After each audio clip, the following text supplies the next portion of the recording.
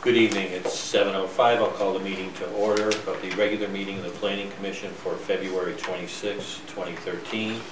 I'd like to start out by thanking SCTV, Simsbury Community Television, for taping this so residents can see what's going on in town, and I thank you, SCTV. Meeting be called to order. Let's see. Gary, could you be seated for Kevin, who's not going to make it tonight? Sure. Thank you. And could I have a motion to amend our agenda to approve our minutes at this point while we're waiting for Hiram to get back? Bert? I have a second. Second. Mark? All in favor? Aye. Opposed? Let's go over the minutes. Okay. Secretary. Okay, reviewing the minutes of January 22nd, 2013.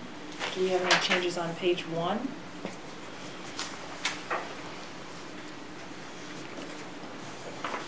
Page 2?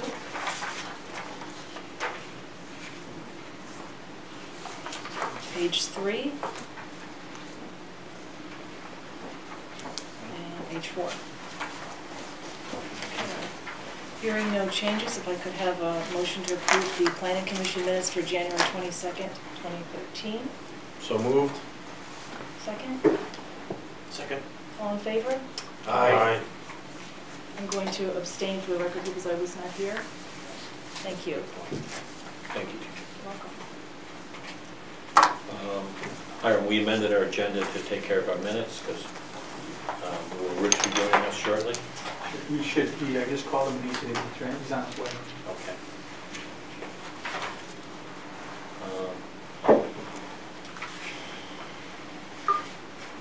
While we're waiting for Rich to get down here, Rich Cortez was going to attend the meeting this Thursday, is that correct? For the CROG? CROG. I believe that he said he was going to give him all the information and the dates and so on. Okay. Be at West Hartford Town Hall. Okay. We can talk about a couple things if you Sure, want. that'd be great.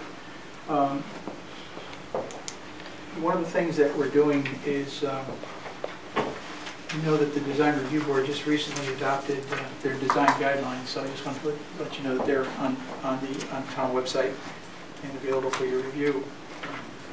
You should have an opportunity to take a look at them. One of the other things that we did just a little while ago was do a study on low impact development stormwater controls, which will have an impact on site plans that the commission might look at. Has it been revised? No, that's it. December 1, Yep, 2011. Yep, got it. What I'd like you to do is take a look at this. This is a policy, and I have run this by the town engineer.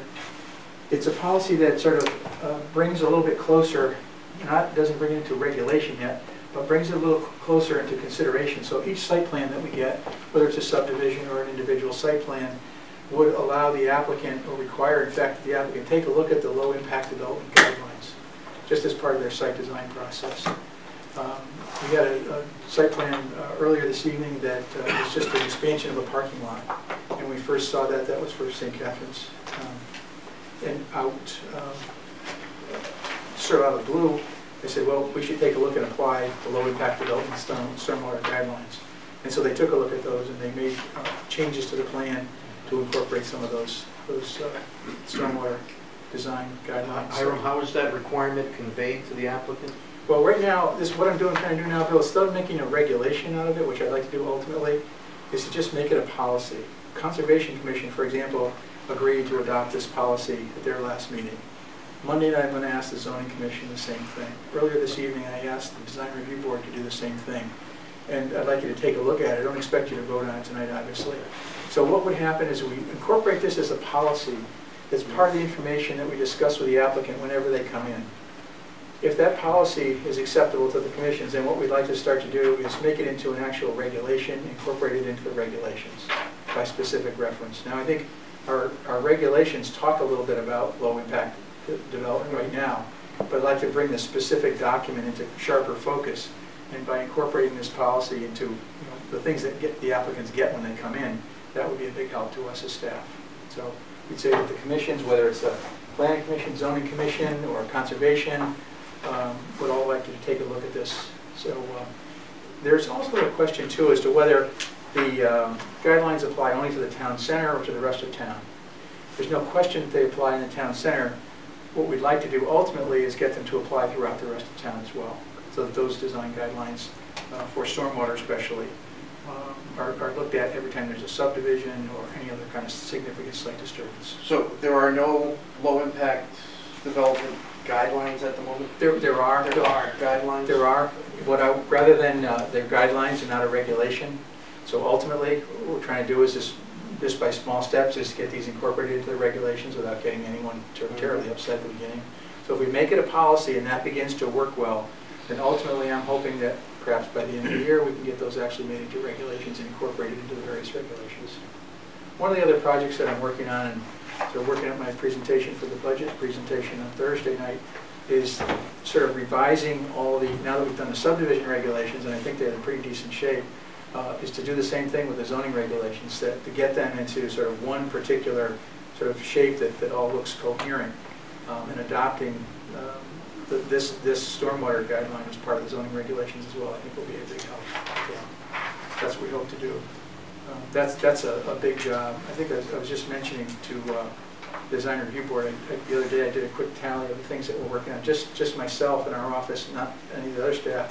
There are 33 different projects right now working on. And so there's not a lot of time to do it as quickly as I'd often like to, and that's really hard. So I have to tell you sometimes that I don't have something done, and it's certainly not because I don't mean to or don't have the intention of doing it. It's just a matter of time. It's really hard. So that's the big one. The other one I wanted to let you know about, which I thought was kind of interesting as well, I talked to Design Review earlier this evening.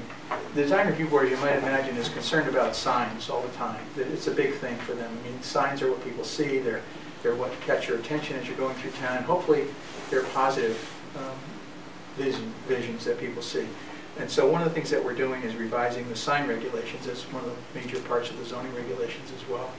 And one of those things that's I think is very important, especially for the town center, is a system of wayfinding signs. That is how people, whether they're in a car or on a bike or on foot, whether you're going through town and you're looking for a place to either to eat or to shop or get ice cream, whatever it happens to be, there'll be signs that are specifically designed as part of a wayfinding system so that people can see pretty easily just how to get from one place to another. Not that we have a very big and complex center, but it's just a really kind of nice thing for people that maybe they're tourists, maybe they're here for a symphony production, they're going to the Performing Arts Center, they want to know maybe where to get something to eat before they go there or whatever. So that whole wayfinding system is a really kind of a neat thing, but it's not something you just put up a bunch of signs and that's it. There's a whole design that has to take place to that, and how that's developed and how that is structured so that people on bikes, vehicles, and on foot can get where they need to get through town. It really requires it to be done carefully and designed well. And so I looked at Dubuque, Iowa, for example, which is really kind of a neat place. I don't know if anybody's ever been there. That's right. And Tampa has a nice wayfinding system as well, as does Milwaukee. Those are two of the three that we looked at so far. And then ultimately we'd like to get the marketing consultant that we've been talking to, or we'll be talking to later this week, to think about possibly doing something like that in phase 2 of our marketing study for the town as well. So not only does it have an economic development component, it's got an open space component, a recreational component for the trail that goes through town, and several other things as well. So we think that's interesting. I just want to kind of bring you up to date on that. That's one of the things that's going on kind of on the sideline. So, okay. That's thanks great. very much. Hiram, regarding the policy for the stormwater management and drainage design guidelines, you're very comfortable with this policy as it's written, and the town attorney's looked at it. Yep. You can ask town engineer, and he's comfortable with it as well. So if you could take a look at it, and then at your next meeting, I can put it down for possible decision. Yeah. Are the referenced Simsbury stormwater design guidelines available on the website? They're online, yes. Okay. Yep. And if you have any trouble getting to them, Bill, we just reorganized some of those things. So when you get to the planning and land use page, look over on the left, there's a big column. It's kind of all jammed together because there's so much stuff there. If you can't find them, I think they're pretty cool. Yeah. And as a matter of fact, we've gotten 2 awards for them so far, and another one is going to Salt Lake City in another month, and we'll see what happens with that one too. It's pretty cool. And they worked well, we used them in the center of town. Yeah, absolutely. Yeah. We've done some other nifty things. Actually, they're a little ahead of the state law in a couple places, so we're kind of waiting to play catch up. And that's one of the other reasons why I can't quite push them into the regulation yet, is that state law, and I've made some suggestions to CCM and some other agencies about how the state law needs to kind of catch up with how we do this stuff. And there's a lot out there right now, but some of it we'd like to do, it just we can't quite do it yet, so. Thank you, Howard. Yeah, thank you. Rich, would you like to talk to us about the town capital improvement program? Okay, thank you, Mr. Chairman. Good evening, everyone. I've got three packages I'm going to give you this evening. And the first is 2 sheets summarizing all the projects in our 6-year capital program, as well as potential funding sources and how we intend to pay for those projects. The second package is the fiscal year 2004 projects, and the third package is the remainder of the projects out over the 6 years. 2013-14? Yeah, it's hard to imagine. Yeah. Started almost into the first quarter of this year. Yeah.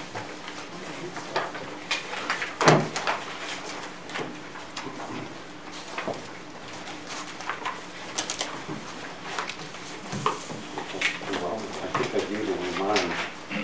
It's a duplicate. You take yours with all the notes there? The real story. Oh, I got 2. Thank you. I've only got 2 or 3. I got these are 2. No, it's not. Yeah, a that's duplicate. not a Okay. Rich has a question.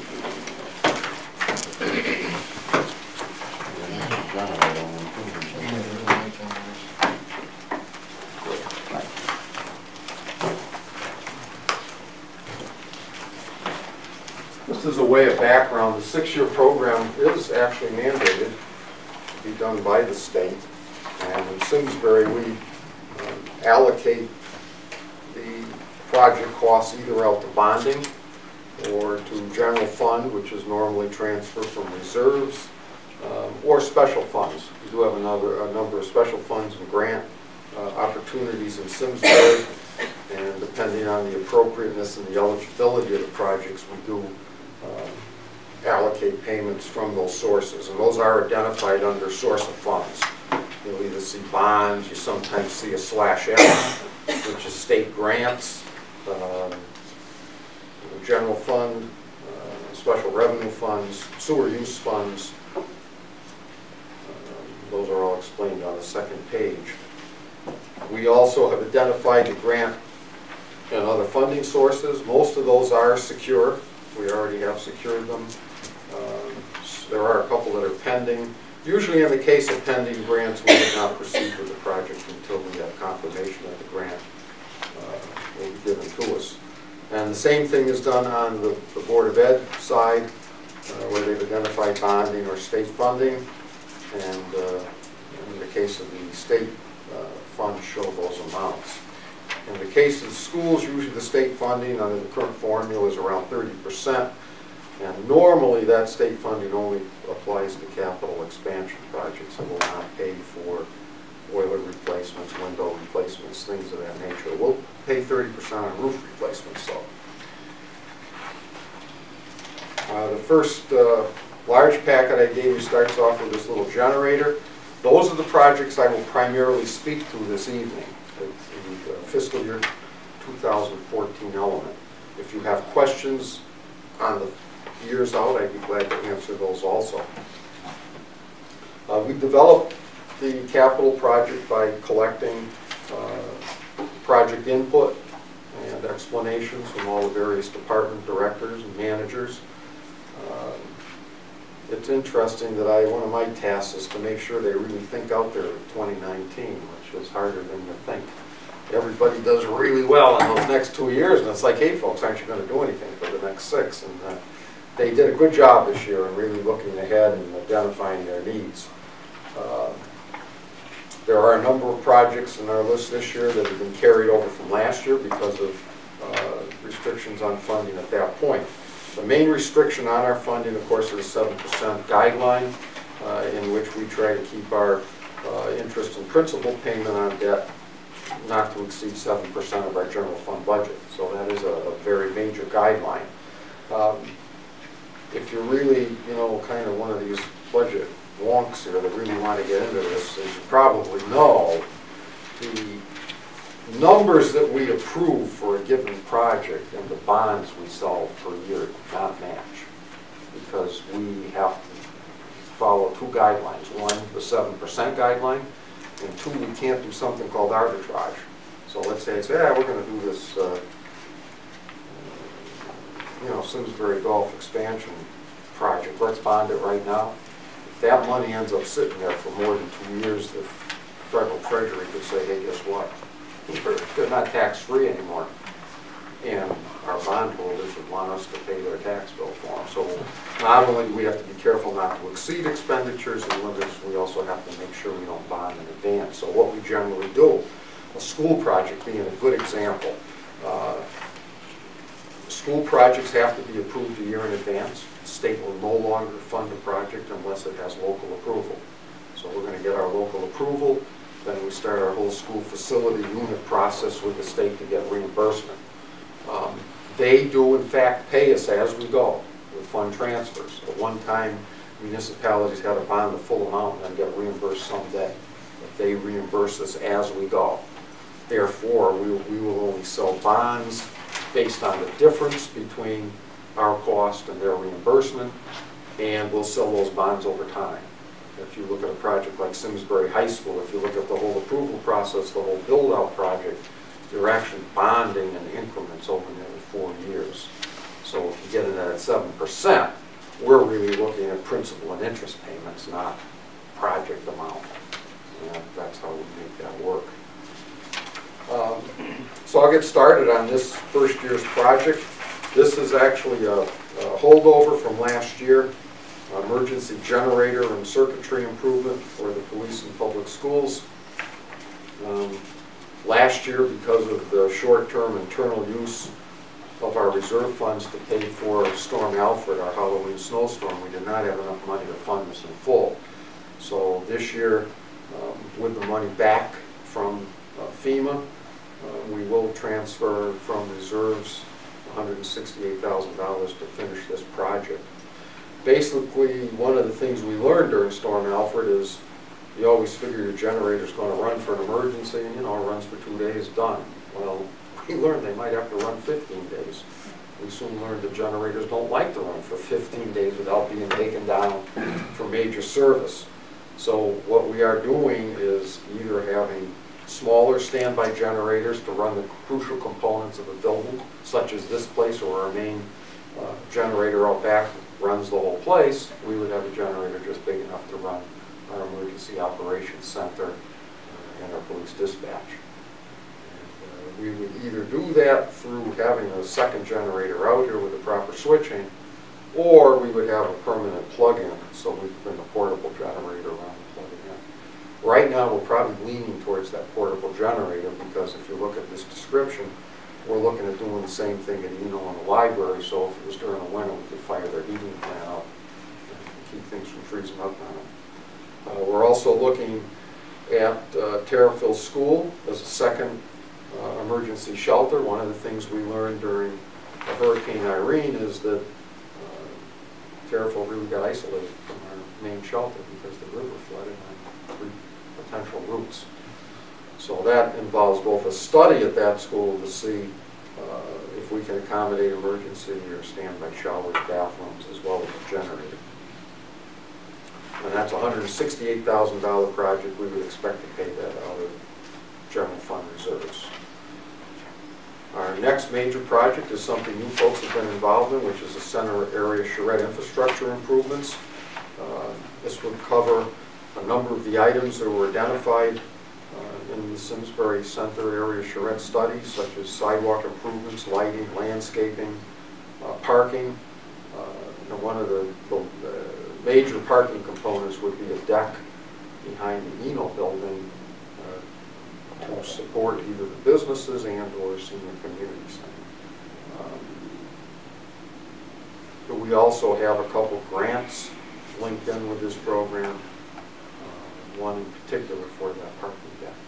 So this is kind of a long-term project. We certainly wouldn't be drawing that money down instantly, and especially with consideration of the fact that we want to link it up with private business opportunities that may arise. I don't want to go into a sidewalk open and then over and then have a developer take it out again. So we would be carefully coordinating with private development as well as the senior community center.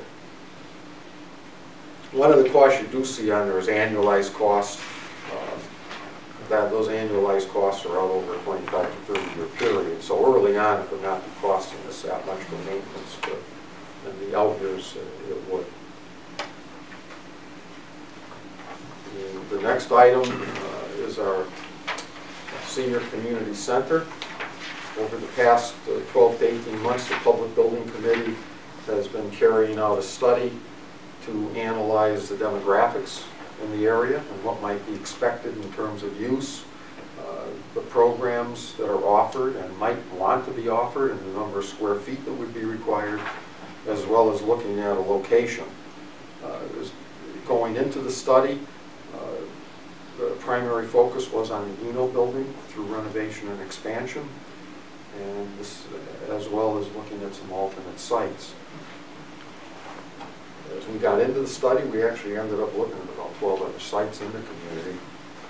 And in the end, we will have a report coming out, but I'll give you a little preview. And what that's going to be looking at is additions on Eno.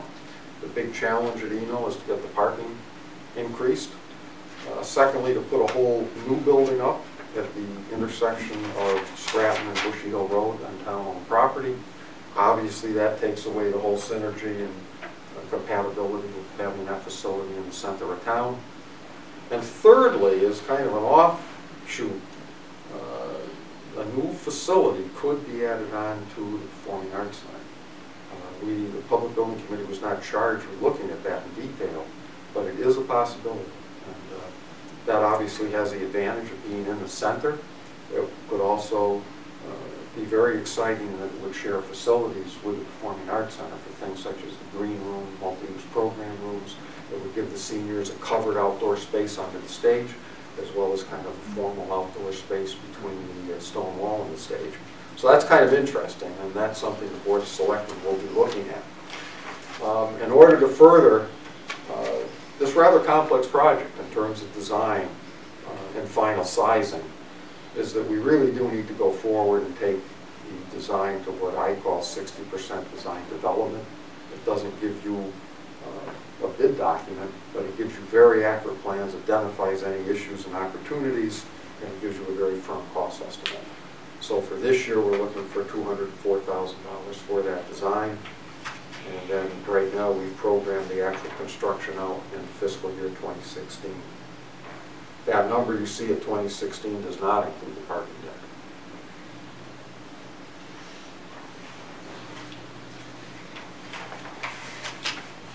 The next item is the Department of Public Works truck wash, which would handle the washing of all vehicles, not only in public works, but also in parks, waterproof control, police, town hall. This facility has grown in importance in recent years with our de-icing program. As you know, we don't use any sand on the roads anymore. The chemicals are highly efficient at taking the ice off the road, but they also are highly efficient at making my trucks disappear. So we virtually have to wash all the equipment after every single storm. We control the runoff the best we can up there, but it should be going into a contained facility and pumped off site. We do have a sewer connection out there to put the residual water into a pump and put it into our treatment system. But the corrosion is a big issue. But to go back to sand, I don't really see it happening. It's about a $257,000 facility. We propose to pay for that out of bonds. That facility had been deferred for the past 2 years, so it's somewhat overdue. The next item is in this building. It's a group of items. The largest one is HVAC control improvements. The for those of you that have been in this room, when the controls get out of little whack, you can either be freezing or cooking. We do run with a very sophisticated control system in this building, both for air conditioning, air handling, and heat. However, the controls are quite outdated. We can't get computer support anymore. So this is just one of those things in the world of computers. It's time for a new one. Carpet replacement. We've done very well in this building with our carpets. Most of them have been down since 1996. Some of them, believe it or not, since 1984. I'm trying to find that carpet from my house. But it's overdue. It's obviously dangerous. It's available. Again, there's tripping hazards that eventually develop as you go on this main hall. You can see where we have to switch things out. This main meeting room is also kind of updated, both in terms of lighting, AV, equipment, and so forth, so we would propose to do an improvement here. That particular program is about $107,000. We would expect to pay for that out of general fund reserve transfer. The next item is town teledata infrastructure. As you know, the school department has made a lot of strides in connecting their schools with fiber optics. Our buildings and facilities all do run on a lot of common software, budgeting systems, cost control, accounting, as well as general data. Right now, the remote facilities are connected to regular copper landlines, with the exception of Eno, which uses kind of what's called a voice over internet protocol. We'd like to extend that system to all of our buildings so they're all having a common graphic interface on their computers and can efficiently transfer important information, as well as getting information out to the public quickly on webs. Our buildings have quite the variety of communications right now. Believe it or not, some of those landlines are in bad shape. We have a lot of loss of connectivity out of their highway garage. So we're looking at either a fiber optic or the potential of voice over IP for a couple other applications. But it would really get us up to a common platform and be a lot more efficient. It would save money because we could eliminate a lot of the conventional landlines as well as what we call OPX lines. So we're probably, after we spend this money on an annual basis, probably even for our annual costs. We're proposing to fund that project out of transfer from reserves. The next item, the town office flat roofs. If you look at this building, it looks like they're all pitched roofs, but lo and behold, it turns out there's a bunch of flat roofs up there. Most of them are membrane roofs. We unfortunately have to walk on roofs. I never knew that until I got into the building business, that roofs don't like to be walked on, but all of our air handlers are up there. So we want to add formal catwalks up on the roof, as well as some OSHA safety improvements, such as rails and so forth that we don't have. But the roofs are due. We've done very well in this building. I think this room is the only room that's ever had a little tiny leak, so we don't need leaks. But this roof has been up here now for 25 years. And that would be funded out of bonding. The next item is a companion project at Eno Memorial. Again, that building has a combination of pitched slate roof, as well as built up flat roofs over the DAR room and the blue room. The roofs, I don't know how old those flat roofs are, but they've got to be over 25 years old. The slate roof actually is in very good condition, but it does need work from time to time. It's a fairly complex slate roof, and believe it or not, the slate is not on wood. It's on a precast concrete slab, so there's a little more effort in how we reattach those. That's a $117,000 project. We would expect to fund as much as we can out of a couple funds that are associated with the Eno building, and then the balance of that would come out of bonds. Our next project on the town side is Farmington River Stream Bank Stabilization. This is a fairly expensive project at $1.04 million. It would be all paid for out of sewer use funds, so it would not come out of taxation or bond funds. It's a very important project in that one of our main sewer connection lines for the south end of Simsbury as well as the whole north end of Avon passes through that area. It's a 30-inch reinforced concrete pipe. Unfortunately, as rivers like to do, they kind of like to cut into the bank and move around, but we would prefer not to have that pipe going in the river. Environmentally, it'd be pretty bad. And even if it didn't break, we don't really need the river water in our treatment plant. About 30% of these costs will be paid for by the town of Avon, partner with our treatment facility. The next project is a Board of Education project. It's to replace the original 1968 boilers at the Squadron Line School, as well as some related improvements in the boiler rooms for drainage and ventilation systems. We're proposing to put in what's known as a gas condensing boiler, similar to what we installed at the Henry James School last year. They're highly efficient, and they entitle us to about a $100,000 rebate under the energy efficiency program. That's a very firm estimate based on our Henry James experience. The new boilers, as you probably know, are truly amazing. The two boilers that are in there right now are the size of this room. The new ones are about the size of the desk. But they're very high efficiency. We've got good luck with them. So that is the fiscal year 2014 program.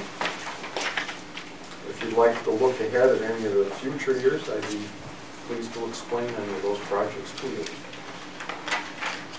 Rich, one of the questions that I had was on the first project detail on the generators for the town buildings. Are those going to, what fuel are those going to use? Diesel. They are going to be diesel. You don't have access to natural gas? We may look at natural gas. Some of our buildings are still under what's called an interruptible rate, which means that if gas supplies are in short availability and the temperature stays below, I think, 10 degrees for so many days, they either automatically take us off gas or they call us and tell us to get off, and then we burn oil. However, somewhere along the way, that interruptible gas rate, which was quite the bargain, it got tied in with the New Haven port price for oil. So believe it or not, the standard gas is cheaper than the bargain rate gas. So that natural gas may be an option where available. But right now, all our generators are diesel, and they have tanks built right into the units underneath. But gas is an option.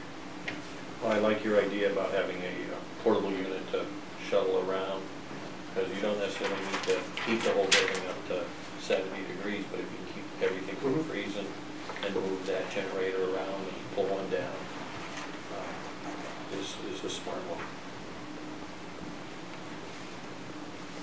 Rich, specific to the senior community center, you mentioned that the figure that's for fiscal year 2016 does not include any costs associated with potential additional parking.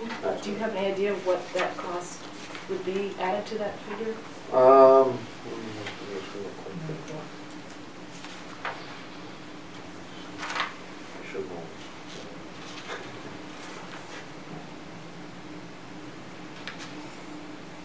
Yeah, by the time we get design, all just about $1 million. And that we would look to fund under that charrette, center charrette improvements. That number's included in there. Thank you. I want to talk about that a little bit because some seniors have been a little apprehensive about this deck concept. And I very carefully use that word deck. It's not a parking garage or you're driving underground somewhere. But one very good example of a deck is, quite honestly, one West Street, which, ironically enough, a lot of senior folks live in there. And there's a very good one at the TD Bank in Glastonbury Center. But basically, it's essentially open for 2/3 of the way. So what we would have is the present parking with the driveway off of Station Street, and then off of Railroad Street would go underneath. The Railroad Street would all be open, and halfway up the side on Station Street would be open, so you wouldn't feel like you're buried down to the ground somewhere. Glastonbury is a great place to look, though. You can look at TD Bank, which is a deck. You can look at a place down there called Eric Town Square, which is a garage.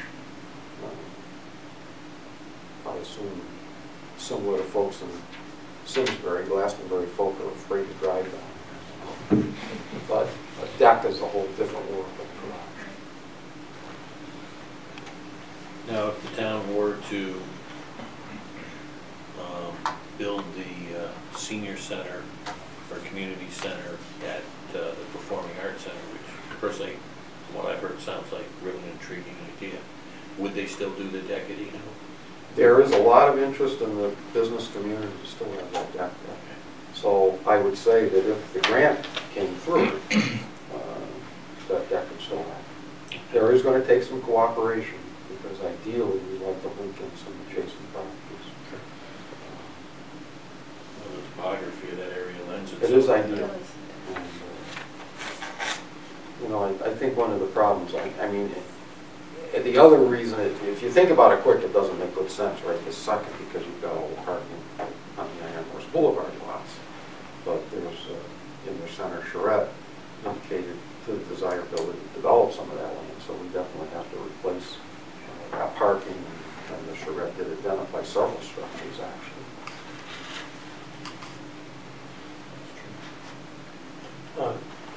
I may have missed it. Is the annual maintenance on the bump out, is that just for plowing and normal? Is that just, you just take?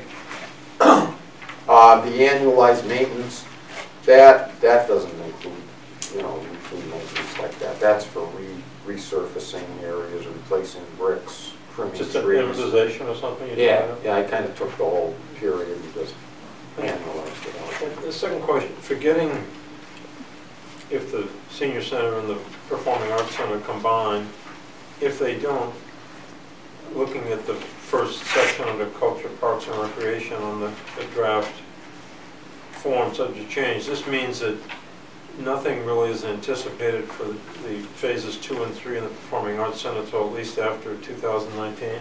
Is that, I mean, because nothing is on the grid. There is nothing being carried for big capital projects on this program. There are a number of smaller improvements which are carried in our capital and non-recurring budget. Okay. Thank you. I guess I should explain that. We fund capital projects in 3 different places, and then we have guidelines. So generally projects over 100,000 are going to appear on the sheet I just went through.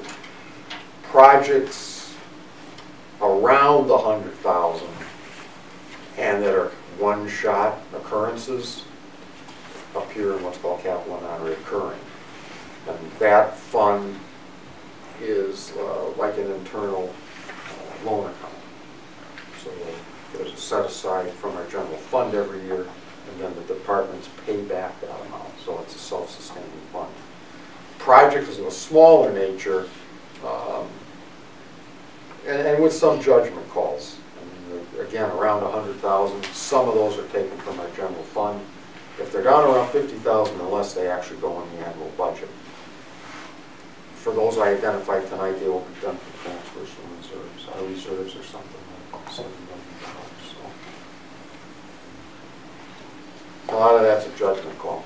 And we're going to need guidelines, both our bonding guidelines of 7% and our CNR, which has a set authorized amount by statute. So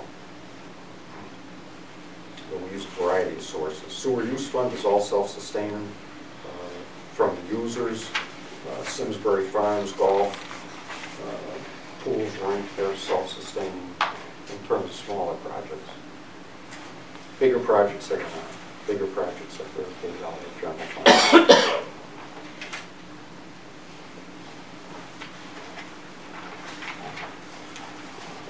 In terms of what happens next, this is a good overview. For those projects that are going to be bonded, I don't know, all of you haven't been through this, but if you have comments now, it's very important to do them now. Because what will happen next will be bond council language for you folks, Board of Selectmen, Board of Finance. When you deal with bond council, you don't get to say conditioned or subject to. We will give you the exact language. If you want to sell the bonds, those are the words you want to say. So I always want to come here to give you an opportunity for input, comments, different ideas, because the next time around, in 3 months, there's going to be that opportunity. Our big projects will be back to you as individual projects, obviously. On each senior. There will be on the Senior Community Center, which is our one big project, there will be a number of community input sessions. A public building has done 2 of them already. And we expect to do at least 2 more. I will tell you, it's interesting in doing those presentations that it's about a 1/3 division. There's about a third of the folks would love to go to Bush Eagle Stratton, a third of them would like to stay in Eno, and the other third anywhere in the center. So it's, makes life a little tough, but clearly staying in the center somewhere is.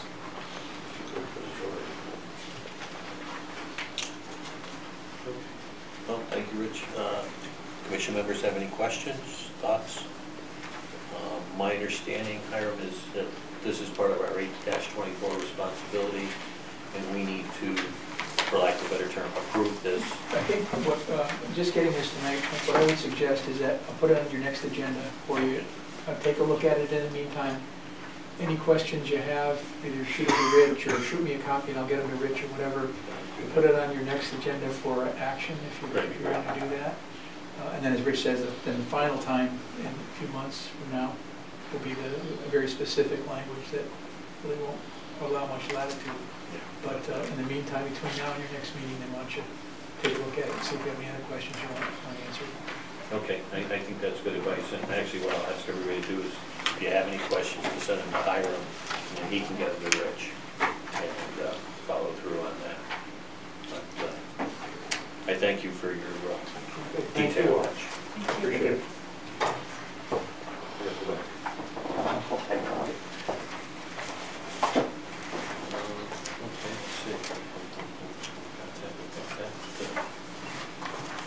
Hiram, any other communications or administrative business? No, I don't think I have anything else. I already spoke to you about the draft policy for stormwater and the guidelines for community design. I think I mentioned the design review board did in fact approve those. Those are online as well. And we think that those are significantly improved as well. We hope we do the same thing. Any questions in the meantime, just let me know, and I'm happy to get into it as quickly as I can. Okay, so we've got our homework to read over both the presentation that Rich just made, but also the revised guidelines, or the draft policy, excuse me, for next meeting. And even if someone can't attend, if they have comments or questions on that, again, why don't you folks send them through Hiram. Can't get a hold of him, get a hold of me, we'll go from there.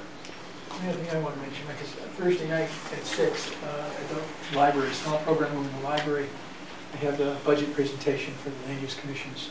If any of you are around or inclined to make that meeting, that would be great. Support. Of course, selectmen, or at least the recommended budget is different than what I put in. I plan to go and argue for what I originally put in, and you're welcome to chime in as you see fit. But any support you want to give for that would be great. Okay. In case we don't meet before the Westland thing, is anyone else going? I'm not going to be able to go. I'm sorry? So we'll coordinate transportation. I haven't heard back from Hiram, but I assume I'm set for that. Westland? Yeah, did I check on that for you? I think I did. Okay, so you did, I didn't see anything in the email, but Yeah. Okay. yes. I think I checked and you were all set. I'm all set. I know for signed up. Yeah. It's a fun day. It's actually a lot more fun than it sounds like. Some of the, especially the noontime presentation, they have what they call the Zippler Awards, which are the sort of the unbelievable zoning things that happen around the country, billboard stuff and all kinds of things. So that's always a sort of an entertaining presentation as well. So if there are only 2 of us, do we take the Porsche or the Ferrari? Ferrari. It may be bad weather, guys, be careful. I know of a couple of 4-wheel drives that I think the Ford deal, I'm not sure about the top. I should probably get them there too. Okay. Hiram, I move to adjourn. question, please. I'll- Any applications in the wings, subdivision applications? Yeah, next week, next meeting, you'll see a small one for Dorset Crossing. There's just a 1 lot.